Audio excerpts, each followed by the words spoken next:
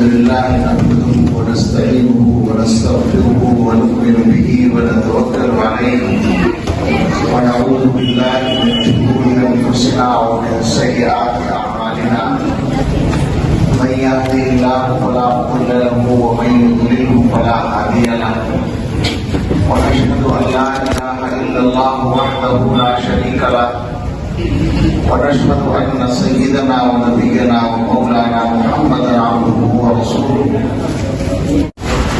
کتاب کی مناسبت سے اور ایسے موضوع پر بات کرنے کے لیے کوئی پڑھا لکھا آدمی ہونا چاہیے.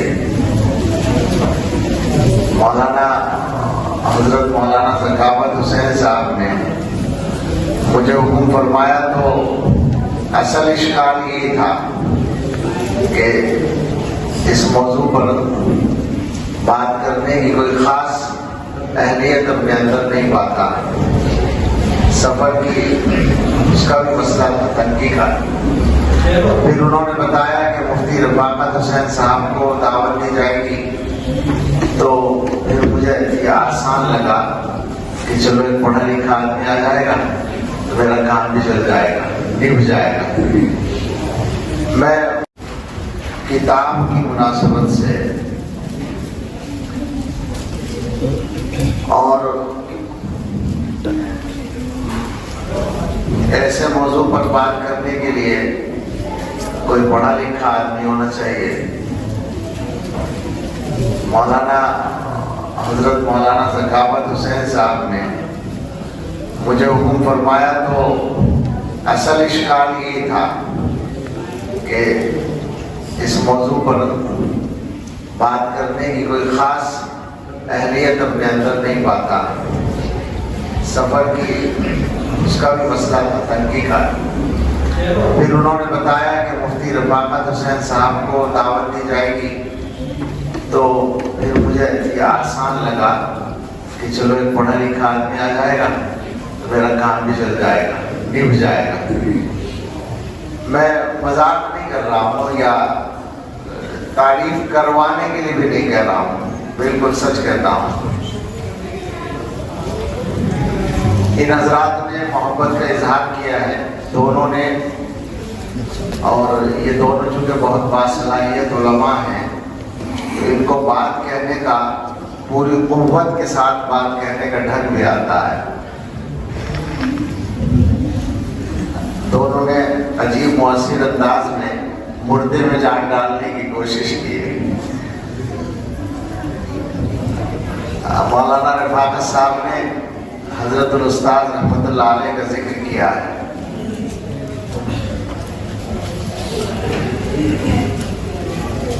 میں سمجھتا ہوں یہ علماء اور یہ خصوصاً جو کہنے والے ہیں ان سے کہہ رہا ہوں کہ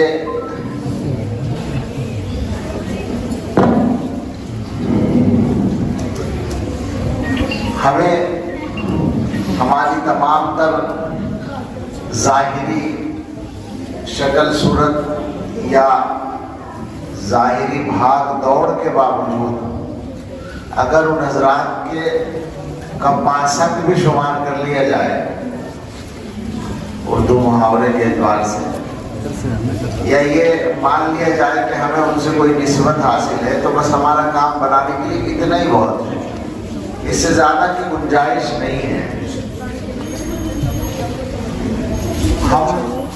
ہم نے کتابوں میں بڑے لوگوں کے حالات پڑھے ہیں, بڑوں کے بڑے, لیکن اب سمجھ میں آتا ہے کہ کچھ بڑوں کو ہم نے بھی دیکھا ہے.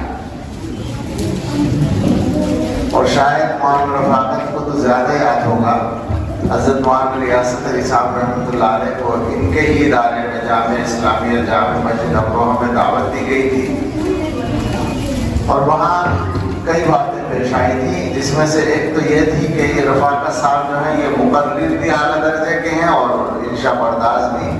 تو انہوں نے حضرت کے لیے استقبالیہ جو لکھا تھا وہ نہایت عجیب شاندار تھا. اس کی عمدگی پر میں نے بھی گستاخی کی تھی, 100 روپے انعام دیے تھے. اور حضرت نے بھی انعام دیا تھا یہ کہہ کر کہ میں اس کا مستحق نہیں ہوں، لیکن تم نے لکھا اچھا ہے اس لیے انعام دے رہا ہوں۔ اور ایک بات یہ ہوئی تھی کہ ڈاکٹر طارق صاحب جو وہاں کے محترم ہیں، اللہ ان کو سلامت رکھے، انہوں نے، ان کی ملاقات غالباً پہلی ہوگی حضرت سے، تو انہوں نے استقبال کرتے ہوئے یہ کہا تھا کہ ہم یہ کہہ سکیں کہ بعد کے لوگوں سے کہ ہم نے آپ کو دیکھا تھا۔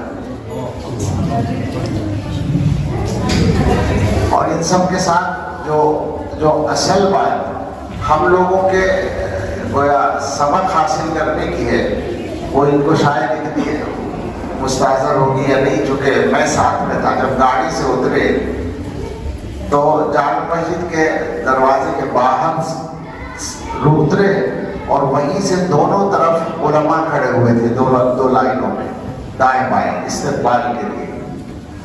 تو وہ استقبالیہ لائن دیکھ کر حضرت کی طبیعت پر اثر ہوا، موڈ خراب ہو گیا۔ ان کے جو مزاج تھا اس میں اپنی ذات کا اخفاء اور تواضع رسم کے طور پر نہیں تھی، بلکہ ان کو اپنے نمایاں کیے جانے سے، اپنے نمایاں ہونے سے چڑ تھی۔ طبعا یہ ہم مولویوں کے لیے بڑے سبق کی بات ہے۔ تو ان کی میں سمجھ گیا گاڑی سے اترتی، جب انہوں نے دیکھا دونوں طرف علماء کھڑے استقبال کے لیے، 50 لوگ تھے، تو مولانا کے چہرے پہ ناگواری آ گئی۔ مہمان خانے میں پہنچے تو مفتی ریاست صاحب رامپوری، جو وہاں کے مفتی اور استاد حدیث ہیں، میرے دوست اور ساتھی ہیں، انہوں نے حضرت سے کہا، حضرت جا کر ایک کرسی پہ بیٹھ گئے، برابر میں بیڈ بھی تھا، تکیے رکھے ہوئے تھے، تو انہوں نے کہا کہ حضرت اوپر بیٹھ جائیں، انکار کر دیا۔ دوبارہ کہہ دیا انہوں نے، تو غصے کے لہجے میں فرمایا کہ رسوائی کے لیے اتنا ہی ہوا تھا۔ وہ جو استقبال کو دیکھ کر طبیعت میں ناگواری آئی تھی، اس کا اثر تھا۔ بڑے آدمی کی پہچان اصل یہی ہے۔ حضرت مولانا محمد تقی عثمانی صاحب دامت برکاتہ، تم نے میرا بوٹ بدل دیا مولانا رفاق۔ حضرت مولانا محمد تقی عثمانی صاحب دامت برکاتہ جب تشریف لائے تو پروگرام شروع ہوا۔ اب میرے سامنے میں چلا رہا تھا پروگرام، تو یہ مسئلہ آیا کہ صدارت کا اعلان کرنا ہے کسی کی۔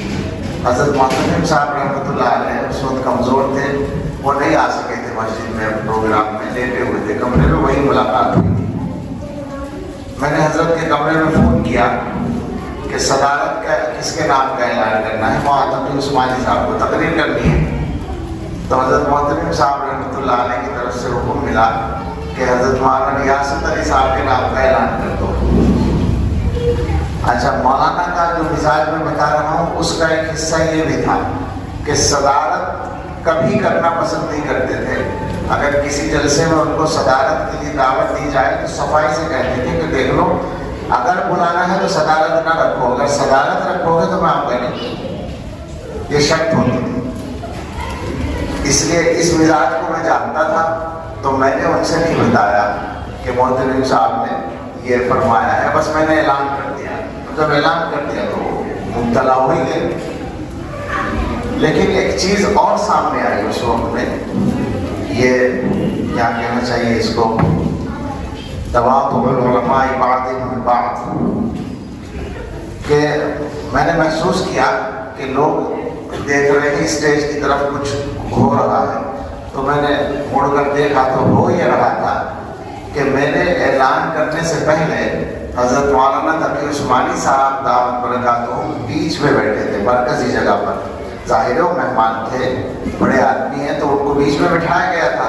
حضرت مولانا ریاست علی صاحب کی تو ویسے بھی عادت ایک طرف کو بیٹھنے کی تھی، وہ ادھر بیٹھے تھے۔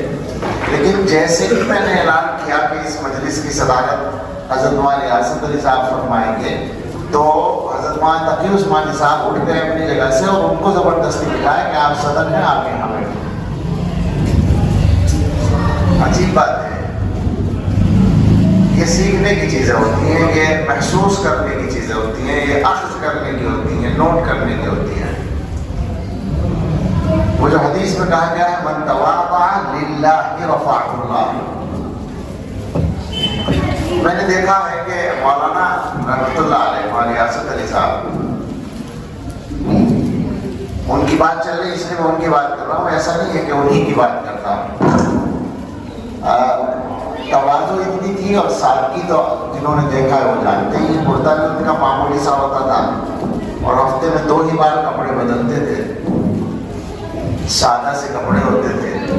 اس مدعے کے ساتھ میں کسی بھی مجلس میں ان کے ساتھ گیا ہوں تو میں نے ان کو کبھی ہلکا نہیں پایا۔ علماء کے درمیان ہمیشہ ان کو باوزن پایا، لوگوں کو ان کا اکرام کرتے ہوئے پایا، ان کی رائے کو وزن دیتے ہوئے پایا۔ ایک دفعہ حضرت مولانا شیخ محمد یونس صاحب رحمۃ اللہ علیہ، آپ جانتے ہیں کیسی شخصیت تھی ان کی، وہ دیوبند آئے ہوئے تھے اور قاری منزل صاحب دامت برکاتہ کی درسگاہ میں رکے چند منٹ کو، قاری صاحب نے روکا ان کو، تو وہاں حضرت مولانا یاسر علی صاحب بھی تشریف لے آئے۔ تو میں سوچنے لگا کہ شیخ یونس صاحب تو ویسے بھی بڑے وجیح تھے، خوبصورت تھے، قد میں ان سے جسامت میں اچھے تھے اور ان کی محدثانہ شان تو مشہور ہی ہے، اور اعلیٰ درجے کے صوفی بھی تھے، سبھی کچھ ان کے اندر تھا۔ ان کے برابر میں مولانا یاسر صاحب بیٹھے تھے، تو میں نے نہ گفتگو میں ان کو ہلکا پایا، نہ چہرے کی رونق میں کم پایا۔ میں گواہی دیتا ہوں اس بات کی، مجھے تعجب ہوا، اور اس کی وجہ یہ تھی کہ وہ ظاہری اعتبار سے ہم لوگوں کے ہولیے میں نہیں تھے، لمبا چوڑا کرتا اور رومال اور پگڑی اور فلاں، لیکن میں آپ سے قسم کھا کے کہتا ہوں کہ ان کے جیسے تقوی کا اگر 5واں حصہ بھی مجھے مل جائے میرا کام بن جائے گا۔ تو میں نے تقوی 32 سال قریب رہ کر دیکھا ہے۔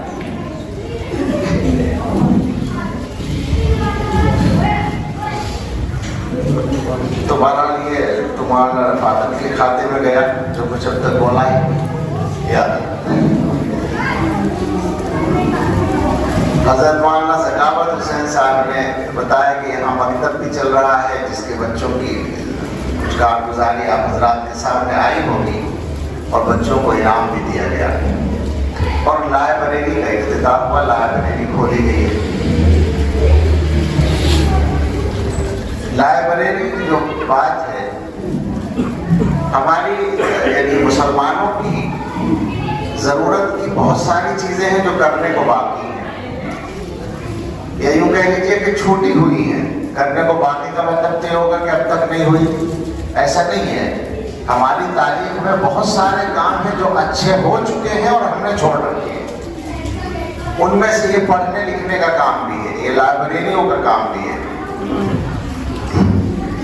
حضرت محمد الرسول اللہ صلی اللہ تعالیٰ علیہ وسلم کو اللہ تعالیٰ نے جو سب سے بڑی خصوصیت عطا فرمائی وہ علم ہے، جو سب سے بڑا معجزہ عطا فرمایا وہ علمی معجزہ ہے، قرآن کریم۔ اسی لیے حضور نے ہمیں بتایا، اگر حضور نہ بتاتے تو بھی ہمیں سمجھ لینا چاہیے تھا، لیکن آسان نہیں تھا سمجھنا، تو اللہ نے حضور سے کہلوا دیا کہ اوتیت علم الاولین والآخرین، مجھے اولین و آخرین کا علم دے دیا گیا۔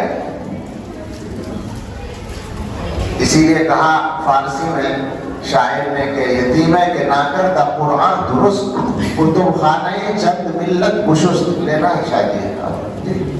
ایک یتیم جس نے پڑھنا نہیں سیکھا تھا، اس نے ملتوں کے کتب خانوں کو دھو ڈالا، یعنی اس کی وجہ سے، اس کی ذات سے علم کے ایسے چشمے نکلے، ایسے سوتے پھوٹے کہ ساری دنیا میں علم کا چرچا ہو گیا۔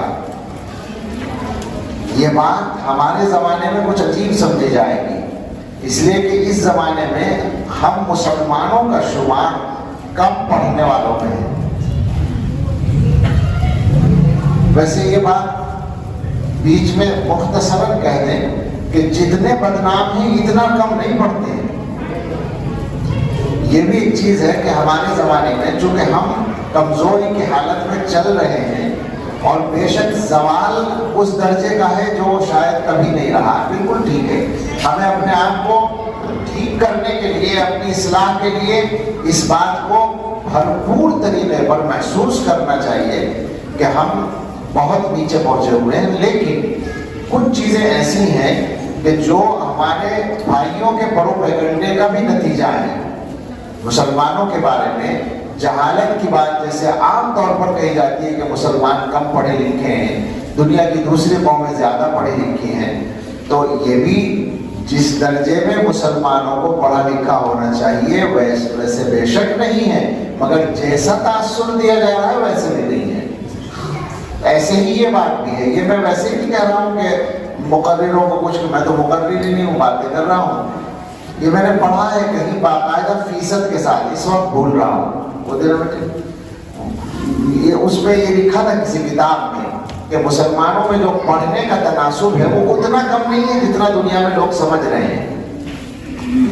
تو لیکن بہرحال آپ غور کریں، میں اصل بات یہ کہی تھی کہ رسول اللہ صلی اللہ علیہ وسلم کے آنے سے علم کے چشمے نکلے۔ آج کی دنیا میں بظاہر یہ معلومات کم از کم دوسروں کے پاس زیادہ ہیں، دنیا کی لائبریریوں میں انگریزی زبان کی کتابیں زیادہ ہیں، سائنس ظاہر ہے کہ انہی کا فن ہے، اور ٹیکنالوجی سے متعلق جتنی کتابیں ہیں وہ سب انہی کی ہیں، اکثر انہی کی ہیں، لیکن اصل سمجھنے کی بات یہ ہے کہ دنیا میں علم کا دور شروع کب ہوا ہے، اصل یہ بات سمجھنے کی ہے۔ علم کا دور دنیا میں شروع ہوا ہے النبی الامی محمد رسول اللہ صلی اللہ تعالی علیہ وسلم کے تشریف لانے کے بعد۔ دنیا میں علاقائی سطح پر تھا، پہلے بھی تھا، یونان میں تھا، روم میں تھا، فلاں میں تھا، آپ جانتے ہیں ان کی دو تین قوموں کی جو تعلیمی یا ثقافتی یا ان کی قانونی جو چیزیں ہیں ان سے دنیا مرعوب ہے، لیکن وہ ان کی اپنی قوم یا اپنے علاقے تک محدود تھا۔ حضور علیہ السلام کے آنے سے پوری دنیا میں علمی انقلاب آیا، یہ اصل خصوصیت ہے۔ یہ ٹھیک ہے کہ مسلمانوں کے علوم وہ بنیادی طور پر وہ علوم ہیں جو قرآن و حدیث کے گرد گھومتے ہیں، لیکن آپ دیکھیں کہ ان کی تعداد بھی کچھ کم نہیں ہے۔ قرآن کی خدمت کے لیے مسلمانوں نے جو علوم ایجاد کیے، اب ظاہر تاریخ علوم نہ مجھے یاد ہے نہ بیان کرنے کا موقع ہے، لیکن کتنے سارے 15 20 25 30 علوم ایسے ہوں گے جو قرآن و حدیث کی خدمت کے لیے ایجاد ہوئے ہیں، اور ان میں جو کتابیں لکھی گئی ہیں ان کی تعداد بھی اتنی زیادہ ہے کہ آج کا مسلمان تو واقعتاً اس کا تصور بھی نہیں کر سکتا۔ آج تو صورتحال یہ ہے کہ ہم جیسے معمولی لوگوں کے گھر پہ کوئی آ جاتا ہے جہاں 1000 2000 کتابیں رکھی ہوں گی، تو ایک عام آدمی دیکھ کر حیرت کرتا ہے۔ بہت سی دفعہ مجھ سے پوچھا ہے لوگوں نے کہ یہ آپ کی ذاتی کتابیں ہیں یا بیچنے کی ہیں؟ تو ظاہر ہے کہ وہ بیچنے کی تو نہیں ہے، بیچنے کا کام تو میں نے آج تک کیا بھی کسی بھی چیز کے بیچنے کا نہیں کیا۔ تو اب وہ ذاتی کتابیں کوئی بہت بڑی چیز نہیں ہے۔ ابھی میں دیکھ کر آ رہا ہوں دبئی میں مرکز جمعہ الماجد، ایک ہی جگہ مجھے جانے کی فرصت ملی، تو وہاں پر ایک مولانا عبدالمتین منیری صاحب ہیں، انہوں نے وہ مجھے جا کر دکھایا۔ ایک آدمی ہے جو سرمایہ دار ہے، بے شک بڑا سرمایہ دار ہے، عالم نہیں تھی کوئی، وہ اس میں کتابوں کا شوق اس کے اندر پیدا ہوا۔ ابھی وہ حیات ہے، بوڑھے ہیں، 30 سال پہلے انہوں نے وہ لائبریری قائم کی، اور ان کا نظام یہ ہے کہ اس لائبریری میں وہ اضافہ کرتے چلے جاتے ہیں۔ دنیا میں کسی بھی بڑے عالم کا انتقال ہوتا ہے تو اس کی کتابیں وہ خرید لیتے ہیں۔ چنانچہ شیخ عبد الفتاح ابوغدہ جیسے عالم کا پورا کتب خانہ وہاں موجود ہے، اور ایسے بہت سارے علماء کے کتب خانے انہوں نے خریدے ہیں۔ ایک جرمنی کے کوئی تھے، ان کا کتب خانہ خریدا گیا ہے، وہ عیسائی آدمی تھا، لیکن اس کے یہاں اسلامی کتابوں کا ذخیرہ کتنا تھا انہوں نے مجھے جو دکھایا تو میں سمجھتا ہوں کہ تقریباً 70-80 فٹ کی لمبائی اور 20-25 فٹ کی چوڑائی میں تنہا اس ایک آدمی کا کتب خانہ رکھا ہوا تھا، اور ہر فن کی کتابیں اس میں۔ اس لائبریری میں 11 لاکھ سے زیادہ کتابیں جو مطبوعات ہیں، ان کی تعداد 11 لاکھ سے زیادہ ہے، اور اس سے زیادہ تعجب کی بات ہے مخطوطات کی تعداد 19,000 ہے۔ 19,000 مخطوطات وہاں رکھے ہوئے ہیں، اور اس سے زیادہ تعجب کی بات یہ ہے کہ دنیا کی لائبریریوں میں جو مخطوطات پائے جاتے ہیں ان کی اکثر کی فہرستیں وہاں رکھی ہوئی ہیں، ان کی فہارس جو چھپی ہیں وہ سب جمع کی ہیں انہوں نے ایک بڑے کمرے میں، صرف فہارس رکھی ہوئی ہیں۔ حیرت ہو گئی دیکھ کر، ایسے لوگ بھی ہیں، ایک واحد شخص، حکومت نہیں، ایک شخصی کتب خانہ ہے، سینکڑوں آدمی اس میں کام کر رہے ہیں، کئی سو آدمی۔ تو یہ تو ہوتا ہے۔ بات پھر میری بار بار ادھر ادھر جا رہی، میں یہ کہہ رہا تھا کہ مسلمانوں نے جو علوم ایجاد کیے اور ان میں جو کتابیں وجود میں آئیں وہ بھی آج کے مسلمان کے لیے حیرت انگیز ہوتی ہیں، لیکن ایک زمانہ ایسا گزرا ہے کہ مسلمانوں کے یہاں پڑھنے کا رواج بہت زیادہ تھا۔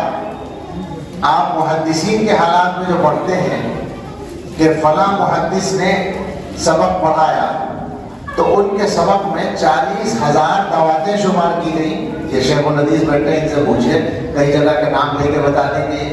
40,000 دواتیں، دوات میں قلم لگا کے لکھا جاتا تھا، اور عام طور سے ایک دوات سے 3 آدمی لکھا کرتے تھے، رواج یہ تھا۔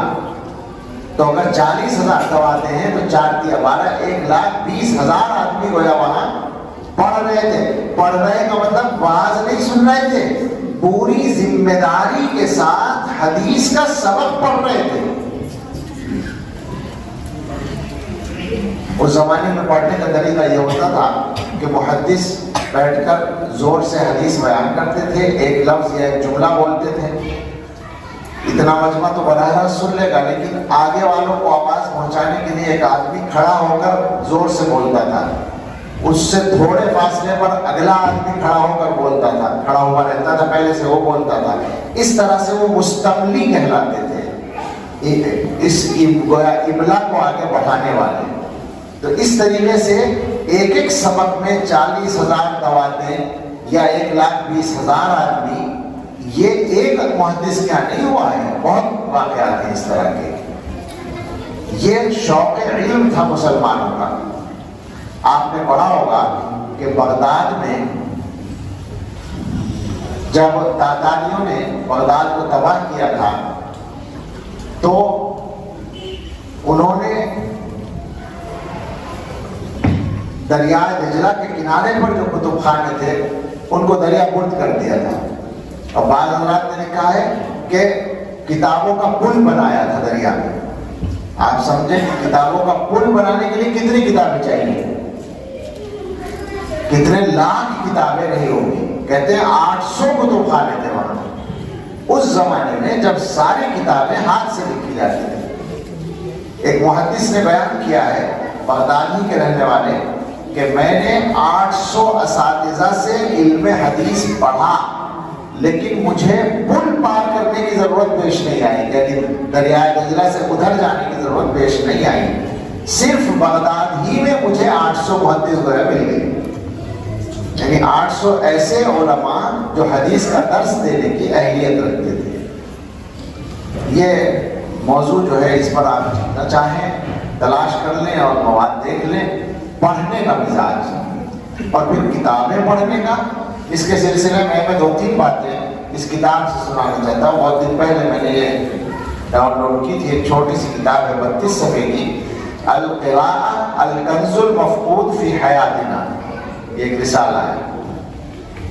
قرآن پڑھنے کی عادت ہو جائے اور وہ پھر دنیا کی کوئی کتاب نہ پڑھے تو اس کے لیے کافی ہے، بے فکر رہے وہ، دین کے لیے بھی کافی ہے اور دنیا کے لیے بھی کافی ہے۔ تو ان کو قرآن کی تلاوت کی ایسی عادت تھی کہ جب وہ بیت الخلا میں بیٹھتے تھے تو اکثر ان کو زبان پکڑنی پڑتی تھی ورنہ تلاوت جاری ہو جاتی تھی، اتنے عادی تھے قرآن پڑھنے کے۔ اللہ اکبر کبیرہ، اللہ۔ شوق کا عالم دیکھیں، یہ ایک بات نقل کر رہے ہیں، ایک صاحب کہتے ہیں کہ میں ابو جعفر ابن طبری رحمۃ اللہ علیہ کے پاس تھا، ان کی وفات سے بس تھوڑی دیر پہلے، یعنی تقریباً 1 سال یا اس سے بھی کم میں وفات ہو گئی، اتنی دیر پہلے کی بات ہے۔ اتنی دیر پہلے کی بات یہ ہے کہ ان کے سامنے ایک دعا ذکر کی گئی کہ یہ امام جعفر صادق کی دعا ہے، تو فوراً انہوں نے دوات قلم اور صحیفہ منگایا اور اس کو لکھا۔ آپ سمجھ رہے ہیں، مرنے والے ہیں بھی تھوڑی دیر میں، بیمار ہیں، مایوسی کی کیفیت ہے، اس وقت میں انہوں نے لکھا اس دعا کو اور ان سے پوچھا، کسی نے کہا کہ اس حالت میں بھی آپ لکھ رہے ہیں؟ تو انہوں نے کہا کہ انسان کے لیے مناسب ہے کہ موت تک بھی طلب علم کو نہ چھوڑے۔ اسی کتاب میں، چھوٹی سی کتاب ہے لیکن اس میں بہت ساری چیزیں ہمارے پڑھنے کی اور یاد رکھنے کی ہیں۔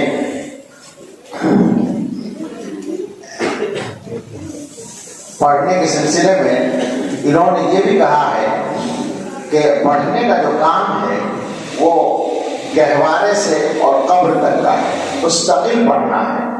ایک بات یہ بھی کہی انہوں نے، پڑھنا واجب شرعی بھی ہے، شرعی اعتبار سے ضروری ہے مسلمان کے لیے، دوسرے واجب حضاری ہے، تمدنی فریضہ ہے کہ دنیا کے اندر ترقی کرنے کے لیے بھی ضروری ہے، تیسرے واجب اجتماعی معاشرتی فریضہ ہے، اور چوتھے واجب شخصی ہے، ذاتی فریضہ بھی اور آدمی کی ذاتی ضرورت بھی ہے۔ پڑھنے کی عادت ہونی چاہیے۔ تو اگر لائبریری شروع کی جا رہی ہے تو آپ سوچ لیں کہ ہماری کیا ذمہ داری بنتی ہے۔ ابھی ہم لوگ بات کر رہے تھے ایک جگہ تو یہ تذکرہ ہوا کہ ہمارے مسلمان بھائی اپنی تمام ضروریات میں پیسہ خرچ کرتے ہیں، ضروریات میں تو کرتے ہی ہیں، غیر ضروریات میں بھی بہت کچھ کرتے ہیں، بلکہ کبھی کبھی ایسا لگتا ہے کہ ضروریات میں کم اور غیر ضروری کاموں میں زیادہ، لیکن کتاب کے نام پہ پیسہ نہیں خرچ ہوتا۔ کتنے لوگ ہیں جو کتاب خرید کر پڑھتے ہیں؟ کتنے لوگ ہیں جنہوں نے زندگی میں کوئی کتاب خریدی ہو؟ آپ غور کریں، ایک تو ہم مدرسوں والوں کا قصہ ہے،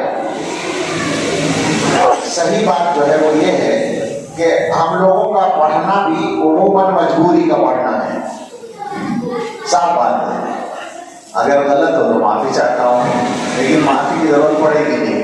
اکثریت کا ہمارا جو حال ہے وہ یہی ہے، مدرسے کے مدرس کا پڑھنا ہے مطالعہ بدرجہ مجبوری سبق، اور امام صاحب کا پڑھنا ہے بدرجہ مجبوری تقریر، اور اتنا بھی جو پڑھ لیں غنیمت ہے، ورنہ وہ زمانہ جہالت کا آیا ہے کہ بغیر پڑھے پڑھانا اور بغیر پڑھے بیان کرنا، زبان تو یہاں تک آیا پڑا ہے۔ یعنی وہ لوگ غنیمت ہیں جو مطالعہ کر کے پڑھا رہے ہیں اور جو مطالعہ کر کے تقریر کر رہے ہیں۔ غلط تو نہیں کہہ رہا، بہت برے حال میں اپنی کارگزاری کے اعتبار سے ہمارے ساتھ قصہ کیا ہوتا ہے کہ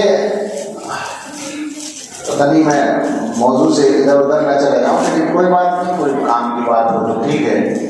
ہم لوگوں کے ساتھ، مسلمانوں کے ساتھ اللہ میاں کا معاملہ بڑی حد تک رعایت کا ہے، اور وہ برکت ہے حضرت محمد رسول اللہ صلی اللہ علیہ وسلم۔ ظاہر ہے کہ حضور کی وجہ سے ہمیں کچھ نہ کچھ تو خصوصیت حاصل ہے اللہ میاں کے یہاں، اس کی وجہ سے چونکہ پکڑ کم ہوتی ہے تو ہم یہ سمجھنے لگتے ہیں کہ ہم کچھ نہ کچھ ٹھیک ٹھاک چل رہے ہیں، حالانکہ واقعہ یہ ہے کہ ہم اس درجے خراب چل رہے ہیں، ہماری کارگزاری اتنی خراب ہے کہ اس کے چوتھائی پر یا اس کے 10ویں حصے پر امتوں پہ عذاب آ جائے گا،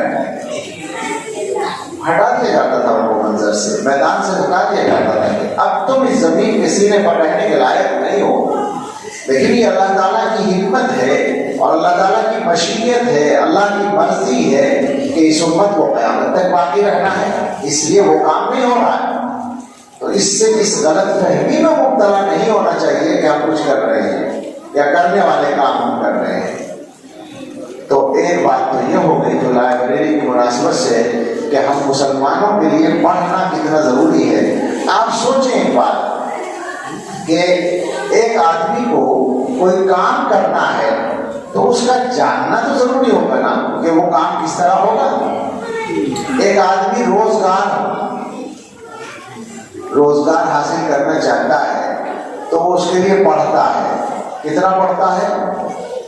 وہ سارا اسی کے لیے پڑھتا ہے۔ آج کل کیا کرتا ہے؟ بڑی دنیا میں جو ہو رہا ہے، جو کچھ پڑھا جا رہا ہے وہ علم معاش کے لیے پڑھا جا رہا ہے۔ تو اب ایک آدمی کو مثلاً اپنے معاش کے لیے جاننے کی ضرورت ہے تو وہ پڑھتا ہے، 10 سال پڑھتا ہے، 12 سال پڑھتا ہے، 15 سال پڑھتا ہے۔ وہ اگر ڈگری حاصل کرنے کی اس کے اندر صلاحیت اور شوق ہے تو پھر وہ اس میں ٹائم لگاتا ہے، 3 سال لگاتا ہے، 6 سال لگاتا ہے، زیادہ بھی لگاتا ہے۔ سوال یہ ہے کہ بحیثیت ایک مسلمان کے، بحیثیت ایک انسان کے، وہ ساری ضرورتیں تو ہمارے ساتھ ہیں ہی جو دوسروں کے ساتھ ہیں۔ یعنی معاش کے لیے بھی ہمیں پڑھنے کی ضرورت ہے۔ یہ بیچ میں اس بات کو نپٹا لیں کہ ویسے تو میں بھی ان مولویوں میں سے ہوں، اگر بچہ بات کر رہا ہے تو آپ بھی بات کرنے میں لگ گئے۔ بچوں کو نہ روکو نہ ان کی بات میں شامل ہو، بس انہیں جو کر رہے ہیں وہ کرنے دو۔ ہمیں یہ سکھایا گیا ہے کہ اگر خطبے کے دوران کوئی آدمی بات کرے، بالکل جائز نہیں ہے خطبے کے دوران بولنا، لیکن اگر کوئی بولے یعنی ناجائز طریقے پر بول رہا ہے خطبے کے دوران تو اسے چپ کرنے کے لیے آپ نہ بولیں۔ من قال لأخيه اسكت فقد لغا، اگر آپ نے اسے بول کے چپ کیا تو بیکار کام کیا۔ کیا فائدہ ہوا؟ وہ بھی بول رہا تھا، آپ بھی بولے۔ وہ کہتے ہیں نا کہ پانی کے کنارے، دریا کے کنارے 3 آدمیوں نے جماعت شروع کر دی، اب دریا میں مچھلیوں نے کودنا پھدکنا شروع کیا، آواز آئی کھڑبڑ کی، تو ایک صاحب بولے اس میں سے کہ دریا کھڑبڑ چیز، دریا میں کھڑبڑ کیسی ہے؟ نماز میں۔ تو دوسرے صاحب نے مسئلہ بتایا کہ در نماز بولیدن جائز نیست، نماز میں بولنا جائز نہیں ہے۔ تو امام صاحب نے اس میں ٹکڑا لگایا، الحمدللہ من نہ بولیدم، اللہ کا شکر ہے میں نہیں بولا۔ تو یہ قصہ ہے ہم لوگوں کا۔ یہ بولنے کا قصہ بھی سن رہے ہیں، میں آج کل جہاں بھی موقع ہو اس پر بات کرتا ہوں۔ یہ مسجدوں میں جو بولنا ہے، یہ بچے دیکھیے مسلسل بول رہے ہیں، اور بچے تو اس وقت بول رہے ہیں، بڑے روزانہ بولتے ہیں، بلند آواز سے بولتے ہیں، بتائیے بولتے ہیں نہیں؟ جمعے کے دن کیا ہوتا ہے؟ امام صاحب قرات بھی شروع کر چکے ہیں اور پیچھے کی صفوں میں آوازیں آ رہی ہیں کہ آگے آ جاؤ، ادھر آ جاؤ، ادھر جگہ ہے، ادھر جگہ ہے۔ نہیں ہوتا یہ؟ مجھے بتائیں، یہ مفتیان بیٹھے ہیں، میں مفتی نہیں ہوں لیکن میں فتویٰ سنا رہا ہوں، جائز نہیں ہے مسجد میں بلند آواز سے بولنا، دینی ضرورت کے علاوہ۔ دنیا کی باتیں کرنا جائز نہیں ہے اور بلند آواز سے بولنا جائز نہیں ہے سوائے مجبوری۔ مگر ہم لوگوں نے بولنے کو ایک ایسا کام سمجھ رکھا ہے کہ جیسے کوئی ذمہ داری اس سے آتی ہی نہ ہو، حالانکہ ہر بات ایک عمل ہے جس کا حساب دینا پڑے گا۔ حضور علیہ السلام نے ایک صحابی کو نصیحت کی کہ زبان پہ قابو رکھنا، تو کسی صاحب نے کہا کہ یا رسول اللہ اس میں بھی کوئی خاص بات ہے؟ تو حضور نے فرمایا اللہ کے بندے جہنم میں زیادہ تر لوگ کس وجہ سے جائیں گے؟ اسی زبان کی وجہ سے۔ اکثر لوگ، زیادہ لوگ، بھائی زیادہ لوگ بدکاری اور زناکاری اور شراب خوری تھوڑی کرتے ہیں۔ جہنم میں جانے کے جو اسباب ہیں، بڑے بڑے اسباب، وہ ہر آدمی کے اندر نہیں پائے جاتے۔ زیادہ لوگ وہ ہیں جو خالی یہ زبان چلا چلا کے جہنم کا سامان کرتے ہیں قریب۔ آج کل میں کوشش کرتا ہوں، آپ سے گزارش ہے جتنے لوگ یہاں بیٹھے کم سے کم وہ تو طے کر لیں آج کے بعد مسجد میں ہم بلند آواز سے نہیں بولیں گے۔ پکی بات ہے، اور یہ بھولنا نہیں ہے، اس کا بھی میں تجربہ کرتا ہوں کبھی کبھی کہ ابھی سمجھایا اور جب مسافہ شروع ہوتا ہے تو وہ آواز شروع ہو جاتی ہے۔ میں اعلان کر دیتا ہوں کہ اگر آواز ہوگی تو مسافہ نہیں ہوگا، صاف بات ہے۔ اگر آپ بولیں گے، جو لوگ لائن بنانے کے لیے بولتے ہیں ان کو بھی میں روکتا ہوں، بالکل ضرورت نہیں ہے کہ ادھر سے آ جائیے، حضرت کو تکلیف ہو جائے، کچھ نہیں ہوگی۔ میں کہتا ہوں مجھ سے مسافہ کرنا آتا ہے، مجھے کوئی تکلیف نہیں ہوگی، آپ نہ بولیں، مسجد میں آواز نہ کریں، بس خدا کے واسطے۔ اور یہ ہم نے حضرت سے سیکھا، جب آئے تھے وہاں دیوبند 2011 میں، تو ایک دن فجر کی نماز میں مسجد رشید میں تشریف لائے۔ اب جب نماز انہوں نے وہاں پڑھی تو ساری مسجد میں جتنے لوگ تھے سب چاہتے تھے مسافہ کرنا، تو لوگوں نے نظم شروع کرنا کی کوشش کی، تو حضرت نے اشارے سے منع کیا کہ آپ خاموش رہیں۔ ادھر دیکھا، دائیں طرف کے لوگوں سے کہا آپ یہ پوری سب وہاں تک خالی کر دیں، راستہ بنا دیں، بس اتنا کہا، سارے لوگ پیچھے ہو گئے۔ اب حضرت نے کہا ادھر سے آنا شروع کریں، مسافہ کر کے ادھر کو نکلنا شروع کر دیں۔ بالکل سکون سے مسافہ شروع ہو گیا، اور 3 گھنٹے مسافہ جاری رہا، اس لیے کہ پھر سب جگہ اطلاع ہو گئی دوسری مسجدوں میں بھی کہ مسافہ چل رہا ہے، تو لوگ آنے شروع ہو گئے، تو 3 گھنٹے تک مسافہ چلا، سکون کے ساتھ چلا۔ تو اس لیے بالکل مسجد میں کم از کم نظم قائم کرنے کے لیے بھی نہ بولیں۔ جس آدمی کی ذمہ داری اس کو، ایک چیز اور ہے سب میں، ہم مسلمانوں کا قصہ کیا ہے، ہم اپنی ذمہ داری کی حدود کو نہیں جانتے۔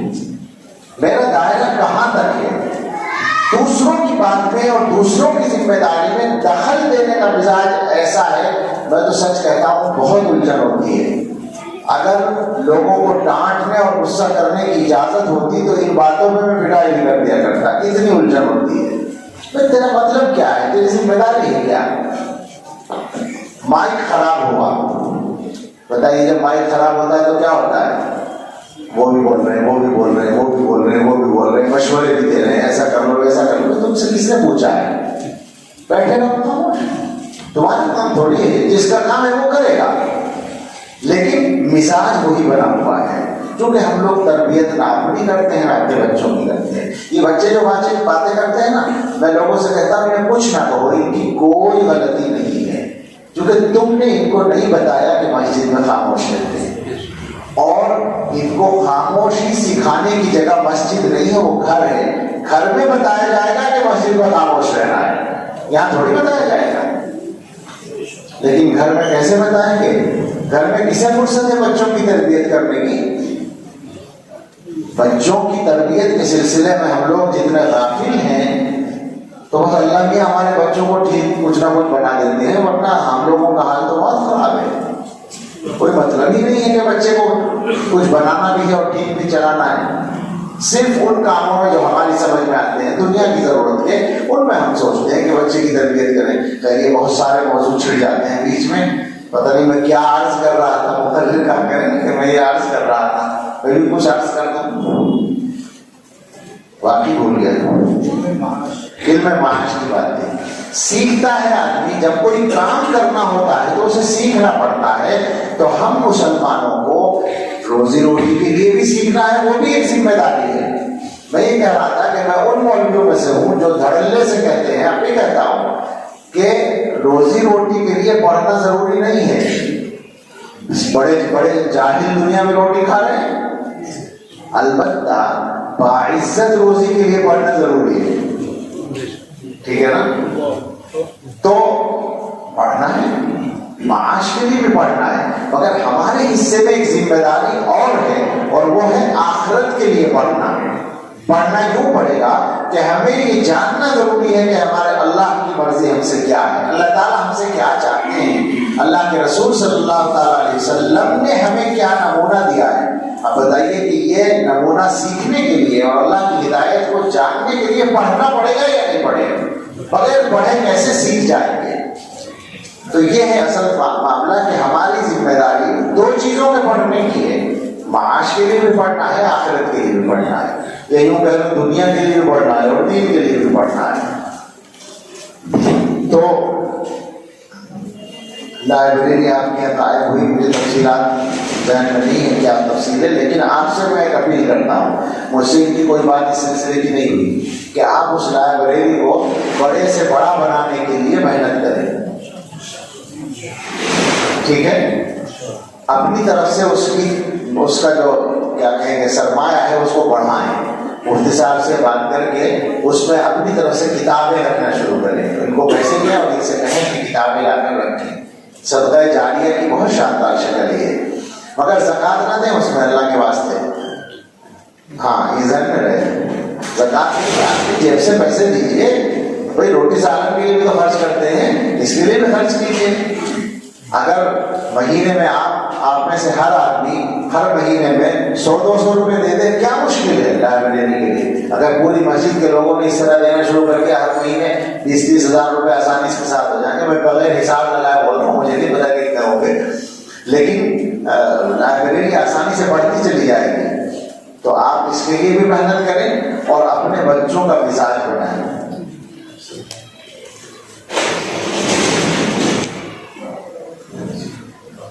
مولانا کہتے ہیں کہ اس محنت کی ہم کو ان پر ذمہ داری نہیں ڈالتے ہیں، اس کی ذمہ داری لی ہوئی ہے، پڑھنے کی ذمہ داری ہی لے لیں کم سے کم۔ لیکن میں اس میں بھی اضافے کو کہتا ہوں کہ بڑا بنائیے نا۔ آپ اپنی لائبریری کو محلے کی لائبریری کیوں کرتے ہیں؟ آپ اس کو دلی کی لائبریری بنا دیجیے، بڑے حوصلے کے ساتھ کام کریں اور اس کی برانچیں بنا دیجیے۔ یہ بھی ہو سکتا ہے، ایک تجویز یہ بھی ہو سکتی ہے کہ بھائی آپ مختلف جگہ چھوٹی چھوٹی لائبریریاں کھولنا شروع کر دیں، آپ کی نگرانی میں چلتی رہے۔ ضرورت ہے، بہت ضرورت ہے، پڑھنے کا مزاج آ جائے۔ کرنے کے کام بہت ہیں، بات مجھے ختم کرنی چاہیے۔ کرنے کا کام یہ بھی ہے کہ ہم دنیا کے حالات کے رخ کو پہچان کر اپنے آپ کو ٹھیک کرنے کی کوشش کریں، اپنی برائیوں کو دور کرنے کی کوشش کریں، اپنے گھروں کے اندر سے گناہوں کو ختم کرنے کی کوشش کریں۔ دنیا کے اندر زمین پر جب گناہ ہوتے ہیں تو اللہ تعالیٰ کی رحمتیں کم ہوتی ہیں، اس سے دور ہوتی ہیں، اور اس سے نقصان اپنا بھی ہوتا ہے، دوسروں کا بھی ہوتا ہے۔ تو ہم اس کو بھی محسوس کرنے کی کوشش کریں، سمجھیں اس کو کہ دنیا میں کیا ہو رہا ہے۔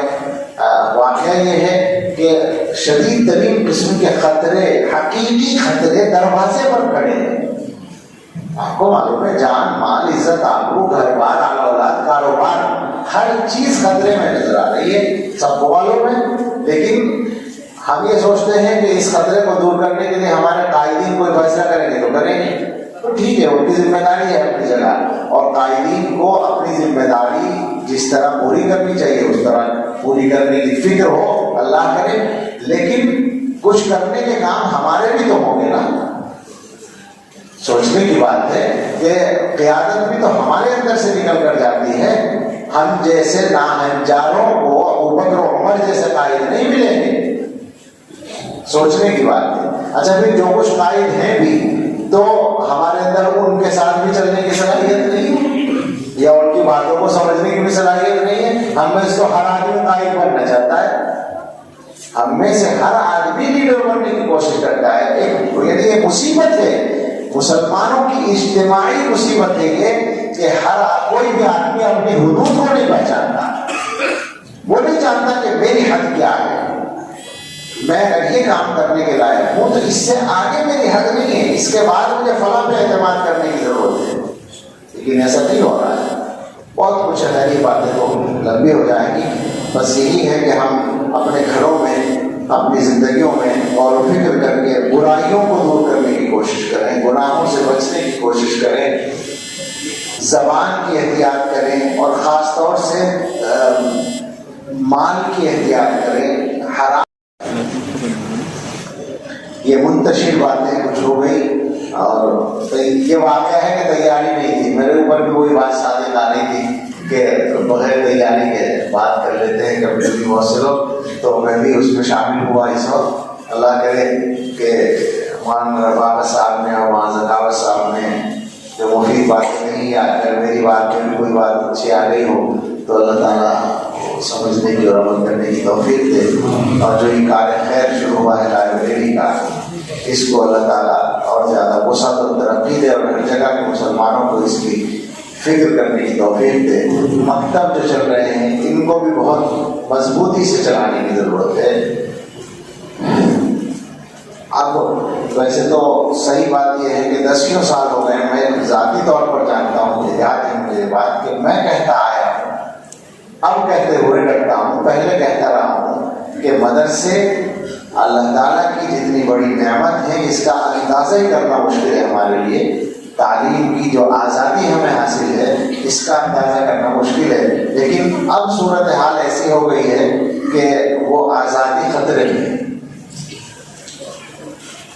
اب ظاہر ہے اس کی تفصیل یا اس کی وضاحت مناسب بھی نہیں ہے اور اس کی ضرورت بھی نہیں ہے، لیکن مسلمانوں کو بالکل پختہ ارادے کے ساتھ یہ طے کر لینا بہرحال ضروری ہے کہ دو چیزوں کی حفاظت ہمیں کرنی ہے. ایک ایمان کی، ایمان اپنا بھی اور اپنی نسلوں کا بھی، اس کی حفاظت تو ہر حال میں کرنی ہی ہے. جان بچے یا نہ بچے ایمان بچائے سب یہ ہے. اور دوسرے اسلامی علوم کے ورثے کی حفاظت کرنی ہے، وہ مدارس کی شکل میں ہے، جو کچھ بھی ممکن ہو سکے اس کے لیے وہ بھی کیا جائے گا. لیکن خطرات پورے طور پر، اور ایسے نہیں ہے کہ غیر مسلم حکومتوں میں بلکہ ان میں بھی جو اپنی کہلاتی ہے یکساں درجے پر خطرات، بالکل برابر، کوئی فرق نہیں ہے. دینی تعلیمی نظام کے لیے خطرات میں مسلم غیر مسلم ممالک کا کوئی فرق نہیں ہے. میں معلومات کی بنیاد پر کہہ رہا ہوں کہ کوئی فرق نہیں ہے. جتنا خطرہ یہاں ہے اتنا وہاں ہے. یہ عجیب صورتحال ہے. اللہ تعالیٰ اپنا فضل فرمائے اور دین کی تعلیم کے اس نظام کو پہلے سے زیادہ قوت و شوقت کے ساتھ، رونق کے ساتھ جاری رکھے، جاری فرما دے. آمین.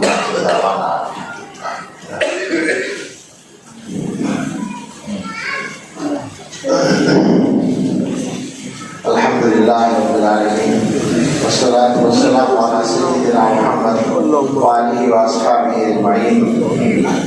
یا رب لک الحمد کما ینبغی لجلال وجهک وعظیم سلطانک. اللهم لك الحمد كله ولك الشكر كله بيدك الخير كله نسألك الخير كله ونعوذ بك من الشر كله. اللهم صل على سيدنا محمد وعلى آل سيدنا محمد كما تحب وترضى عدد ما تحب وترضى. ربنا آتنا في الدنيا حسنة وفي الآخرة حسنة وقنا عذاب النار. ربنا لا تزغ قلوبنا بعد إذ هديتنا وهب لنا من لدنك رحمة إنك أنت الوهاب. ربنا هب لنا من أزواجنا وذرياتنا قرة أعين واجعلنا للمتقين إماما. اللهم إنك عفو تحب العفو فاعف عنا. اللهم إنك عفو تحب العفو فاعف عنا. اللهم إنك لست بإله استحدثناه ولا برب يبيد ذكره ابتدعناه ولا عليك شركاء يقضون معك ولا كان لنا قبلك من إله نلجأ إليه ونذرك ولا أعانك على خلقنا أحد فنشركه فيك. تباركت وتعاليت عما يقول الظالمون علوا كبيرا. اللهم إنا نسألك بكل اسم هو لك سميت به نفسك أو أنزلته في كتابك أو علمته أحدا من خلقك أو استأثرت به في علم الغيب عندك أن تجعل القرآن العظيم ربيع قلوبنا وجلاء أحزاننا وذهاب همومنا. اللهم إنا عبيدك أبناء عبيدك وإمائك ماض فينا حكمك عدل فينا قضاؤك. نسألك بكل اسم هو لك سميت به نفسك أو أنزلته في كتابك أو علمته أحدا من خلقك أو استأثرت به في علم الغيب عندك أن تجعل القرآن العظيم ربيع قلوبنا وجلاء أحزاننا وذهاب همومنا. اللهم أغننا بالعلم وزينا بالحلم وأكرمنا بالتقوى وجملنا بالعافية. اللهم أعنا على ديننا في الدنيا وعلى آخرتنا بالتقوى. اللهم أحسن عاقبتنا في الأمور كلها وأجرنا من خزي الدنيا وعذاب الآخرة يا أرحم الراحمين يا أرحم الراحمين يا أرحم الراحمين يا حي يا قيوم برحمتك نستغيث أصلح لنا شأننا كله ولا تكلنا إلى أنفسنا طرفة عين. اے اللہ یہ ساری دعائیں ہمارے لیے، ہمارے متعلقین کے لیے اور ساری امت کے لیے قبول فرما لیجیے. اللہ ہمیں معاف کر دیجیے. اے اللہ ہمارا منہ معافی مانگنے کے لائق نہیں ہے. ہم اقراری مجرم ہیں, ہم بے شرم مجرم ہیں, ہم اپنے گناہوں پر باقی اور جاری رہنے والے گناہگار ہیں. مگر اللہ آپ کی رحمت کا استمرار اس سے کہیں زیادہ ہے. آپ کی رحمت کی وسعت ہمارے گناہوں کی کثرت سے بہت زیادہ ہے, اور آپ پسند کرتے ہیں اس کو کہ بندے معافی مانگ لیں.